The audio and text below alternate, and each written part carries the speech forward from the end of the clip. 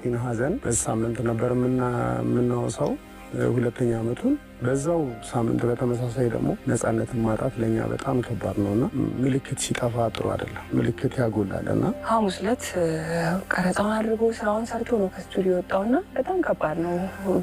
ከአንድ ቀን በኋላ እሱ ስራውን የሰራበት ስቱዲዮ ውስጥ ተገኝቶ የእሱን ህልፈት ማውራት ለኛ በጣም ይከብዳል። ከልጅ እስከ አዋቂ ሰው ሁሉ የሚወደው እሱ ከልጅ እስከ አዋቂ ሰው ሁሉ የሚወድ ሰው ነበርና ይከብዳል ነበር እያሉ ማለት ጀመረ።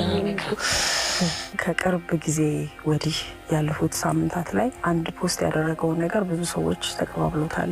ፍቅር ሰው ሲሞት እንኳን አይጠፋም፣ ወደ ኋላ ይቀራል።